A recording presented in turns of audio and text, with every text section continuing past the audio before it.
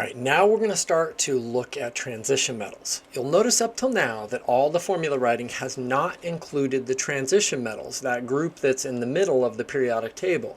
Now there's a reason for this. It's because they have more than one possible charge. Did you notice that all the other elements we've been doing, it's been pretty easy for us to figure out what the formulas are, because let's say we have lithium nitride or something like that. We need to know the charge of lithium. Well, lithium's pretty easy, right? Let me change my pen color. Lithium's pretty easy because all the alkali metals are +1 in charge and all the alkaline earth metals are +2 in charge.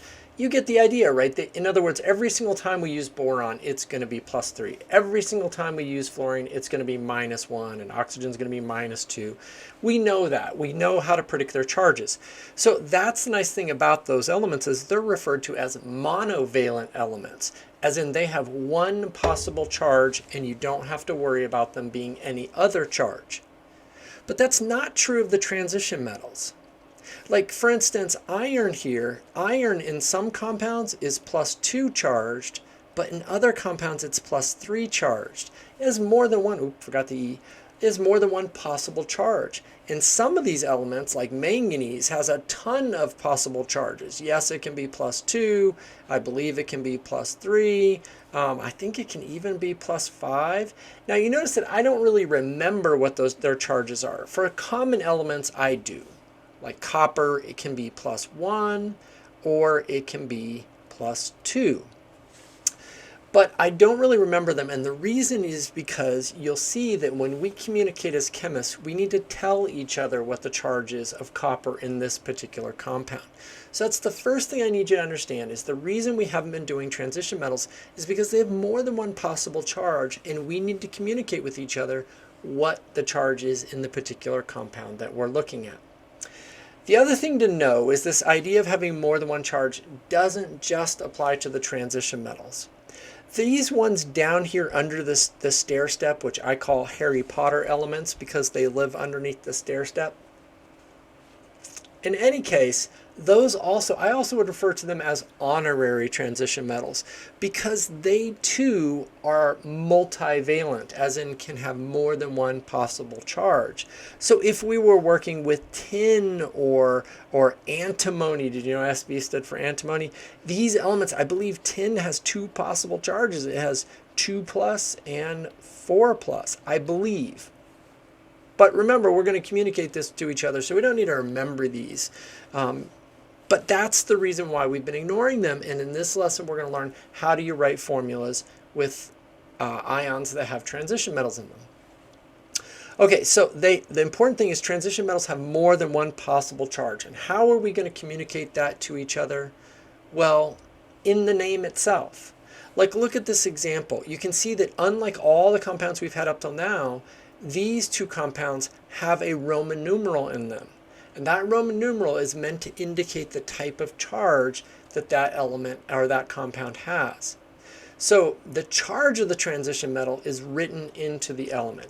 And as a matter of fact, you might wonder why as a Roman numeral? Why not just put, say, because this does mean 2+, why not just say 2+? Like a Roman numeral 2 means 2+, and a Roman numeral 1 means 1+, right? It's saying that the copper is 1+ in this compound, and the copper is 2+ in that compound.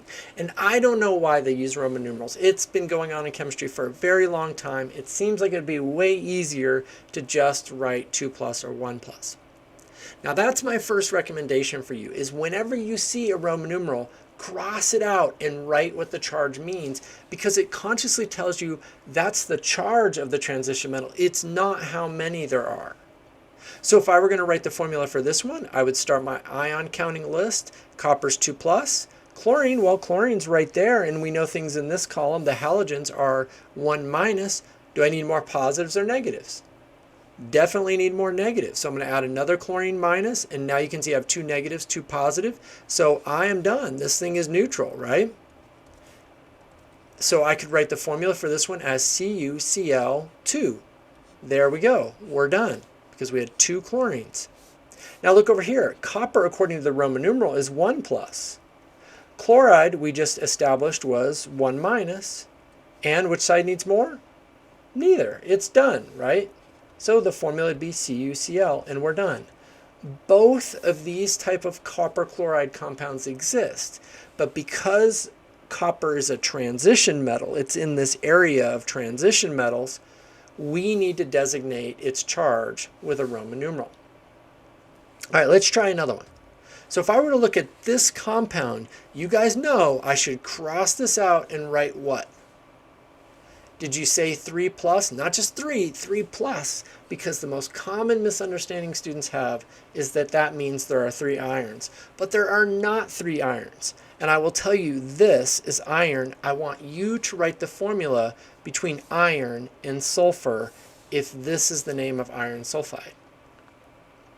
Got to check charges though. So let's see, iron is 3 plus according to this thing.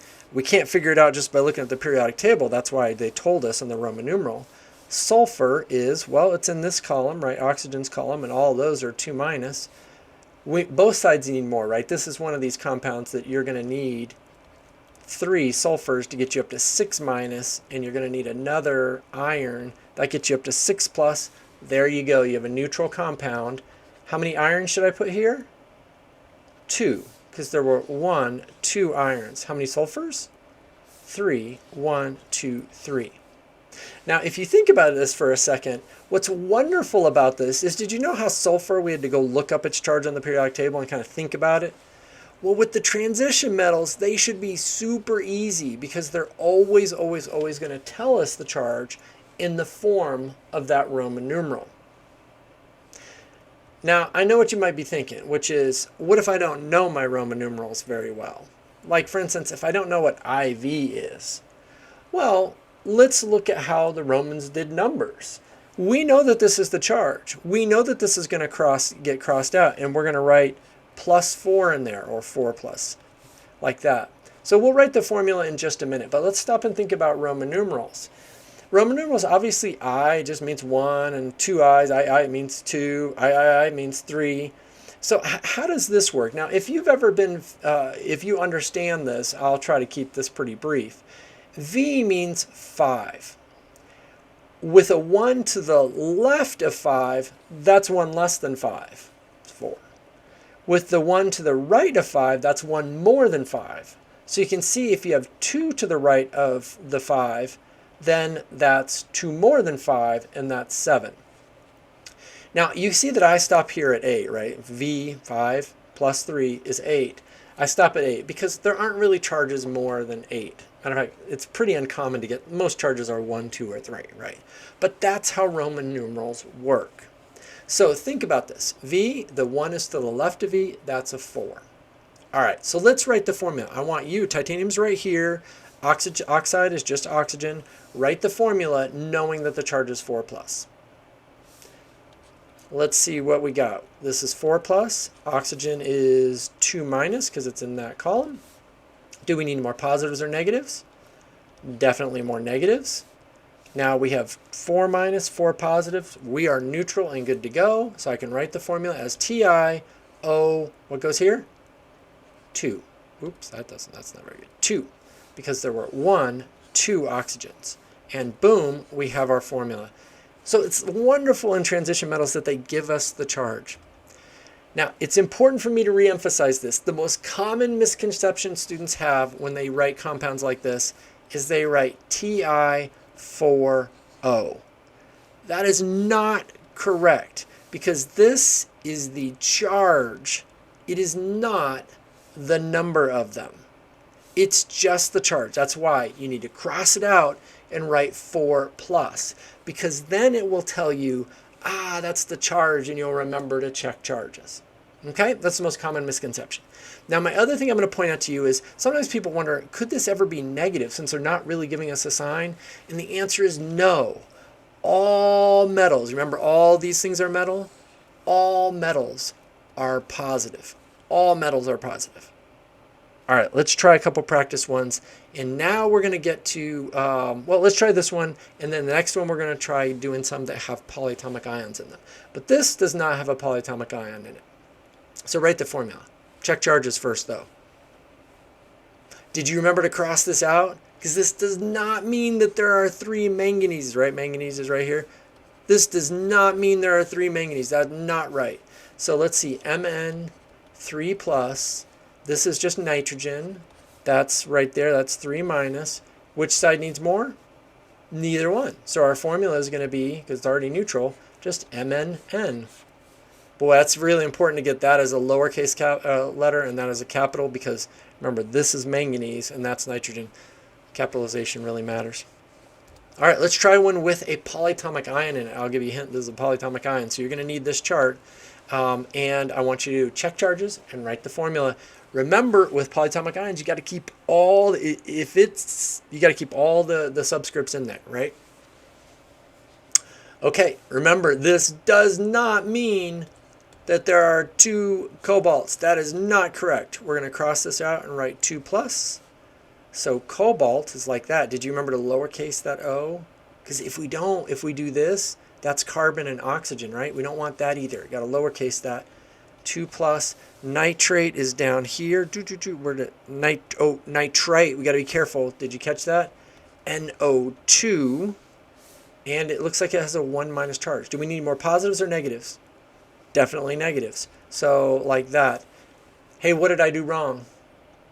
I forgot to put the 2 on here. It says NO2, not NO. All right, we have -1, -1. That is -2. Positive 2 is like that. All right, we're neutral. We're ready to go. So we can write our formula. And let's see, there were 2 of them. What did I forget? Parentheses. If I want to say there's 2 of those groups, I got to have parentheses. And there we go. All right, we don't have too many more because we've practiced writing formulas quite a bit, but I want to do a couple more. All right, this one, I believe, contains a polyatomic ion as well. I want you to check charges and write in the formula. If you need parentheses, don't forget to include them. Remember, you crossed this out and wrote 2 plus, because this does not mean that there are 2 nickels in the formula. So I've got nickel, 2 plus. Hydroxide is, where is that? Right there. And so I have OH minus. Do we need more positives or negatives? Definitely more negatives. So I'm going to go like that. All right, we're done. -2, +2, we're ready to go. So the formula is going to be NiOH. We have 2 of them. So I got to put this in parentheses. Did you remember that? And there we go. There's our formula.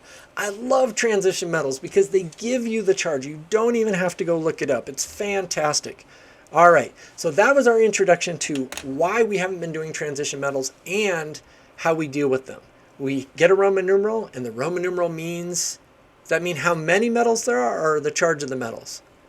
The charge of the metals. Definitely, it's the charge of the metals, not how many there are. All right, in the next lesson, we're going to learn how we write the formulas, as in how do we decide what the Roman numeral is.